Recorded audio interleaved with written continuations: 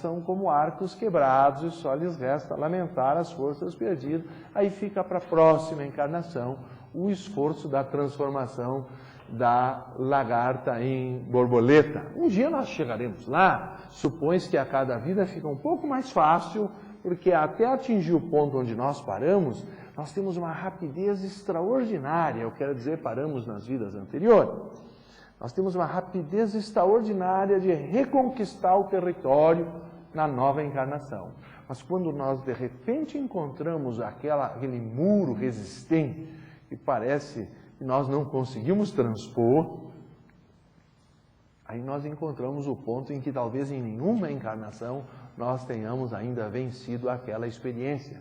E aí nós temos uma estranha sensação de que avançamos centímetros ou milímetros aos anos e que o avanço é lento. E muitos por isso desistem das práticas.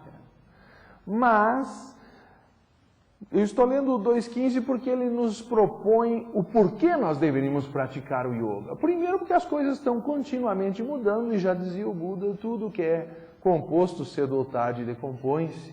O nosso corpo é um agregado composto e ele vai se decompor. Então, se nós buscarmos segurança no corpo, como já nos dizia Shankara, ele na verdade é um crocodilo que irá nos engolir.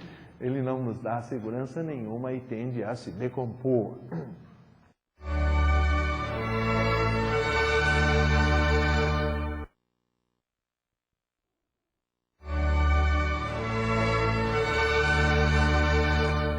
Como nós percebemos que as coisas não duram, o pior não é que elas apenas não durem, é que nós já começamos a sofrer por antecipação. E as poucas coisas que nós podemos gozar dos prazeres do mundo, nós temos muito medo de perder. As pessoas começam a ficar com úlceras porque perderam isso, aquilo, não conseguem conquistar não sei o quê. Então, o próprio apego ao prazer já é causa de ansiedade e nos tira a capacidade de curtir, de degustar aquilo que nós já conquistamos. Então, mesmo os poucos prazeres que as pessoas eventualmente têm acesso, e me perdoem aqui abrir um parênteses, mas nós vivemos melhor que Ramsés II, que Salomão em toda a sua glória, como diz a Bíblia, porque eles não tinham geladeira, nem instrumento de som para ouvir o Pavarotti, tinham que arranjar para encantar a corte lá, algum cantor da época que podia estar bem desafinado, mas era o melhor que se encontrava. Hoje nós temos em CD os melhores cantores de todos os tempos, e ouvimos quando queremos, não quando o cantor está com boa voz, porque aquele dia ele pode estar gripado, não pode se apresentar. Então nós temos geladeira, nós temos vídeos de todos os tipos, nós temos CDs musicais, DVDs, enfim, a indústria do entretenimento e toda a tecnologia médica, e nós não sofremos a dor de dente que sofriam os antigos, que tinham que arrancar tudo, ainda botar a famosa dentadura. Agora tem implante, enfim, nós temos uma série de coisas que nem Salomão nem Ramsés em sua glória jamais tiveram. Eu poderia afirmar que nós temos mais conforto que todos os reis da antiguidade. Pelo menos as pessoas que estão nesse salão não parecem estar passando fome. E o maior índice de suicídios do mundo é na Suécia, onde esse problema também não existe. Então, alguma coisa há que as pessoas ficam insatisfeitas mesmo quando já conquistaram as chamadas conquistas do mundo tecnológico a seu serviço e a seu dispor, os confortos do mundo moderno. Não é? Porque pobre não tem como se preocupar, porque ele não tem tempo para isso, ele tem que trabalhar para sobreviver. Então, o maior índice de suicídios é na Suécia, onde as pessoas poderão até ter problema de obesidade, como é também nos Estados Unidos, o maior índice de suicídios de adolescentes no Japão, o maior índice de suicídios de crianças é na Alemanha, provavelmente pela disciplina severa e pelo pouco tempo que os pais têm para dedicar aos filhos, para ficar girando a máquina da riqueza. Nos países desenvolvidos, então, meus queridos, toda essa glória materialista é mudança e ansiedade. E também ele fala das tendências ou dos hábitos, porque quando finalmente eu desenvolvo um determinado hábito e atiro alguma perícia, aí as coisas mudam. Eu lembro um professor que eu tinha na universidade, que era professor de estrada de ferro. Aí ele disse, de estrada de rodagem. Ele disse, eu me preparei para dar aula de estrada de ferro. Aí quando eu passei no concurso, já estava ocupada a cadeira, me empurraram para a estrada de rodagem, eu não estudei mais.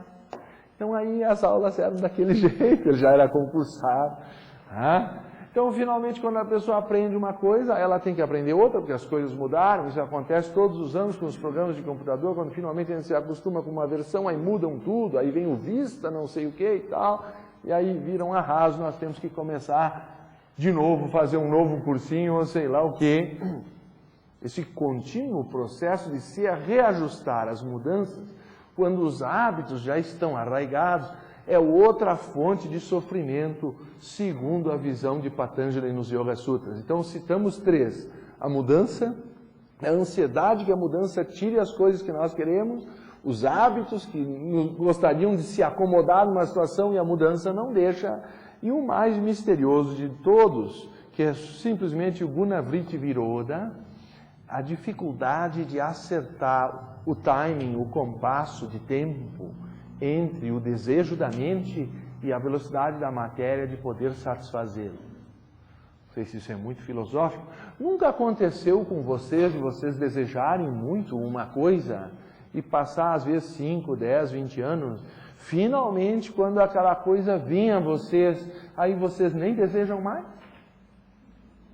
Porque quando nós colocamos a força do pensamento em movimento, gerando o desejo, nós começamos a aproximar aquilo que desejamos de nós mesmos.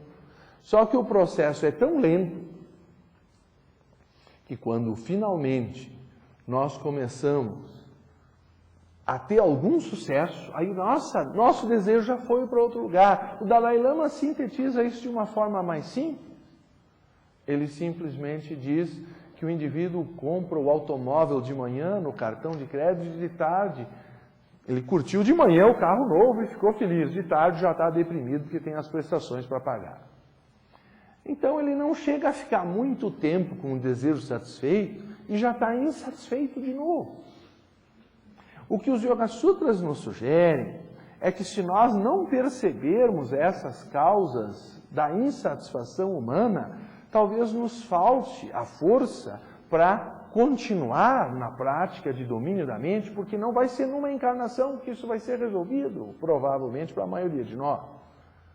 A voz do silêncio dá a entender que se essa é a primeira encarnação que nós nos interessamos por isso, então vai demorar outras tantas ainda, que nessa não vai ser possível alcançar o Nirvana.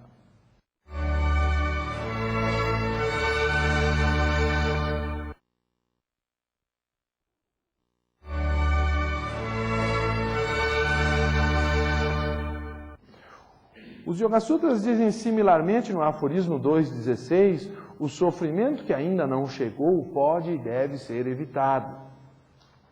A causa daquilo que deve ser evitado é a união do vidente com o visto, ou seja, a identificação do espírito com a matéria. O visto consiste de elementos e órgãos dos sentidos, seria o nosso corpo e seus órgãos, por exemplo, tem por natureza a cognição, a atividade, a estabilidade e tem por propósito a experiência e a libertação. Então, o objetivo da vida, segundo os Yoga Sutras, é adquirir domínio do corpo ou da matéria através dele e, portanto, depois a libertação. Isto fica mais claro, talvez, no aforismo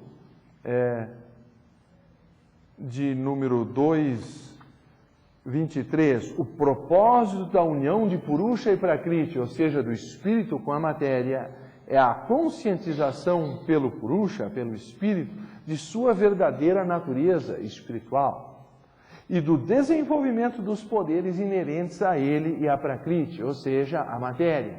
O poder que nós temos como borboletas que não acreditamos ser porque ainda estamos no estado de lagarto.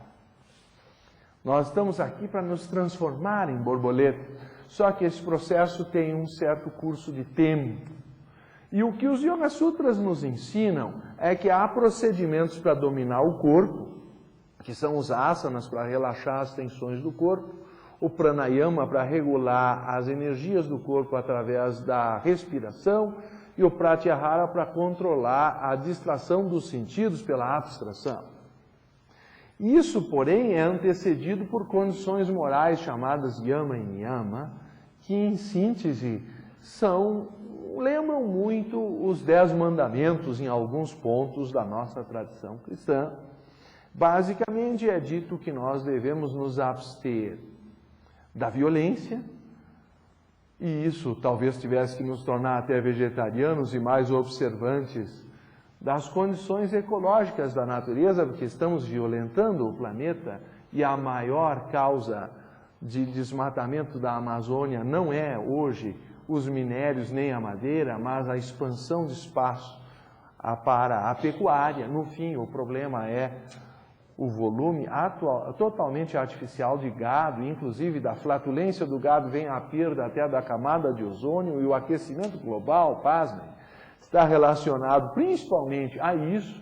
Só que mesmo filmes como A Verdade Inconveniente falam de tudo, menos do problema do vegetarianismo, como uma necessidade de dieta, nem que seja para a sobrevivência da espécie humana de um ponto de vista ecológico, além do que, sem contar o sofrimento desnecessário que é imposto aos animais, que é o tipo de violência que os Yoga Sutras pretendem nos colocar, vamos dizer, numa observância de se evitar, então, esse tipo de violência de qualquer espécie. Evitar a mentira, porque se a mente está contendo violência ou mentira, vocês acham que ela consegue se concentrar na busca da verdade?